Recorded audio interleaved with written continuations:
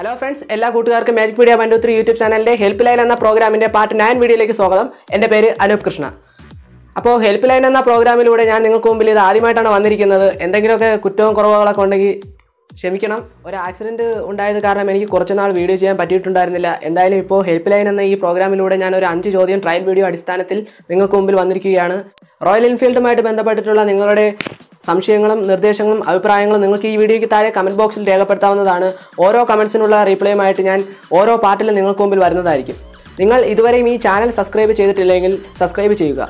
തുടർന്ന് നമ്മളിടുന്ന എല്ലാ വീഡിയോകളും നിങ്ങൾക്ക് നോട്ടിഫിക്കേഷനോട് കൂടി ലഭിക്കണമെങ്കിൽ ബെല്ലൈക്കൺ കൂടി ക്ലിക്ക് ചെയ്യുക. നിങ്ങൾക്ക് ഈ വീഡിയോ ഇഷ്ടമാവുകയാണെങ്കിൽ മറ്റുള്ളവർക്കും കൂടി വേണ്ടി ഷെയർ ചെയ്യുക.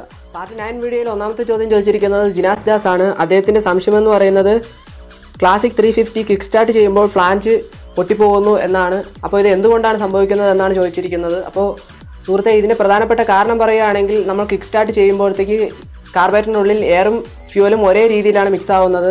അപ്പോൾ ഇതിൻ്റെ കൂടെ നമ്മൾ ആക്സിലേറ്റർ കൂടി ഒന്ന് റേസ് ചെയ്യുകയാണെങ്കിൽ അതിനകത്തെ ബട്ടർഫ്ലൈ വാൽവ് ഓപ്പൺ ആവുകയും ഇവിടെ എയർ അമിതമായിട്ട് കടന്നു ചെല്ലുന്നത് മൂലം ഇവിടെ ഒരു പ്രഷർ രൂപപ്പെടുന്നു. ഈ പ്രഷർ രൂപപ്പെടുന്നത് മൂലം ഈ എയർ പുറത്തേക്ക് പോകാൻ ഒരു ടെൻഡൻസി എന്ന രീതിക്കാണ് കാർബറേറ്റർ ഫ്ലാഞ്ചിൽ നിന്ന് വിട്ടുമാറി പോകുന്നത്. അപ്പോൾ ഇത് സംഭവിക്കാതിരിക്കണമെങ്കിൽ നമ്മൾ കിക്ക് സ്റ്റാർട്ട് ചെയ്യുമ്പോഴത്തേക്ക് ആക്സിലേറ്റർ റേസ് ചെയ്യാതിരിക്കുക. ഇത് തന്നെയാണ് പരിഹാരം. അപ്പോൾ ഒന്നാമത്തെ ചോദ്യത്തിനുള്ള ഉത്തരം മനസ്സിലായി എന്ന് വിശ്വസിക്കുന്നു. ഇപ്പോൾ രണ്ടാമത്തെ ചോദ്യം ചോദിച്ചിരിക്കുന്നത് ഫസൽ റഹ്മാനാണ്. അദ്ദേഹത്തിൻ്റെ സംശയമെന്ന് പറയുന്നത് ക്ലാസിക് 350 സെൻറ്റർ സ്റ്റാൻഡിലിട്ട് റിയർ വീൽ കറക്കുമ്പോൾ ചെയിനിൽ നിന്നും ടിക് ടിക് സൗണ്ട് വരുന്നു എന്നതായിരുന്നു അദ്ദേഹത്തിൻ്റെ കാരണം. അപ്പോൾ എന്തുകൊണ്ടാണ് ഈ ഒരു സൗണ്ട് വരുന്നത് എന്നാണ് ചോദിച്ചിരിക്കുന്നത്. പ്രധാനമായിട്ടും ഈ ടിക് ടിക് നോയ്സ് വരാൻ പല കാരണങ്ങളുണ്ട്. എന്നാലും അത് വേണ്ട രീതിയിൽ ചെക്ക് ചെയ്താൽ മാത്രമാണ് ഈ ഒരു സൗണ്ട് എവിടെ നിന്നാണ് വരുന്നതെന്ന് ഒരു ടെക്നീഷ്യൻ ഐഡൻറ്റിഫൈ ചെയ്യാൻ പറ്റുള്ളൂ. എന്നാലും ഇത് വരാനുള്ള കാരണങ്ങൾ എന്തൊക്കെയാണെന്ന് പറഞ്ഞു തരാം. ചെയിൻ ലോക്ക് കംപ്ലൈൻ്റ് ആയതുകൊണ്ട് ഇങ്ങനെ ഒരു സൗണ്ട് വരാൻ ചാൻസ് ഉണ്ട്. അതുകൊണ്ട് ചെയിൻ ലോക്ക് മാത്രമായിട്ട് മാറുവാൻ കഴിയുന്നതാണ്. ഇത് മാറിയതിന് ശേഷവും കംപ്ലൈൻറ്റ് മാറിയിട്ടില്ല എങ്കിൽ ചെയിൻ കംപ്ലൈൻ്റ് ആണോ എന്ന് ചെക്ക് ചെയ്യുക. അതോടൊപ്പം തന്നെ സ്പോക്സ് ലൂസ് ആണെങ്കിലോ വീൽ ബെയറിംഗ് കംപ്ലൈൻ്റ് ആണെങ്കിലോ സ്പോക്കറ്റ് ബെയറിംഗ് കംപ്ലൈൻ്റ് ആണെങ്കിലോ ഇത്തരത്തിലൊരു സൗണ്ട് വരാൻ ചാൻസ് ഉണ്ട്. ഇനി ഇതിൻ്റെ ഒന്നും അല്ലെങ്കിൽ തന്നെ മൾഗാർഡിൻ്റെയോ മറ്റു എന്തെങ്കിലും സ്ക്രൂവോ എവിടെയെങ്കിലുമൊക്കെ ലൂസായിരുന്നാൽ കൂടി ഇങ്ങനെ ഒരു സൗണ്ട് വരുവാൻ ചാൻസ് ഉണ്ട്. അതുകൊണ്ട് ഇത് ചെക്ക് ചെയ്തെങ്കിൽ മാത്രമാണ് ഈ ഒരു സൗണ്ട് എവിടെ നിന്ന് വരുന്നതാണെന്ന് ഐഡൻറ്റിഫൈ ചെയ്യാൻ കഴിയുകയുള്ളൂ. അപ്പോൾ രണ്ടാമത്തെ ചോദ്യം മനസ്സിലായി എന്ന് വിശ്വസിക്കുന്നു. മൂന്നാമത്തെ ചോദ്യം ചോദിച്ചിരിക്കുന്നത് മിഥുൻ ബുള്ളറ്ററാണ്. അദ്ദേഹം ചോദിച്ചിരിക്കുന്നത് ഡീകംപ്രഷൻ കൊണ്ടുള്ള ഗുണം എന്താണ്, അത് ഫിറ്റ് ചെയ്താൽ എന്തെങ്കിലും പ്രശ്നമുണ്ടാകുമോ എന്നാണ് അദ്ദേഹം ചോദിച്ചിരിക്കുന്നത്. അപ്പോൾ സുഹൃത്തെ, മുമ്പുള്ള വണ്ടികളിലേക്ക് കമ്പനി മാനുവലിയാണ് ഡീകംപ്രഷൻ സെറ്റ് ചെയ്തിരുന്നത്.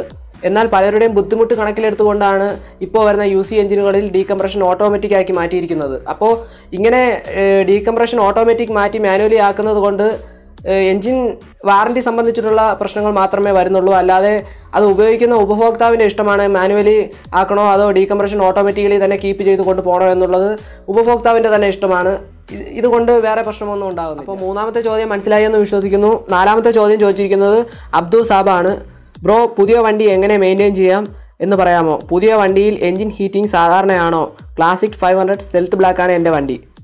അപ്പോൾ എൻജിൻ ഹീറ്റിങ്ങിൻ്റെ കാര്യം പറയുകയാണെങ്കിൽ 500 വണ്ടികളിൽ എൻജിൻ ഹീറ്റിംഗ് സാധാരണയാണ്. അതോടൊപ്പം തന്നെ സൈലൻസർ കൂടി മാറിയൊരു വണ്ടിയാണെങ്കിൽ എൻജിൻ ഹീറ്റിംഗ് കുറച്ച് കൂടുതലാവാൻ ചാൻസ് ഉണ്ട്. അപ്പോൾ വണ്ടി എങ്ങനെ മെയിൻറ്റെയിൻ ചെയ്ത് കൊണ്ടുപോകാം എന്നുള്ള കാര്യം പറയുകയാണെങ്കിൽ 6000 കിലോമീറ്ററിലാണ് ഓയിൽ ചേഞ്ച് ചെയ്യുവാൻ കമ്പനി പറഞ്ഞിട്ടുള്ളത്.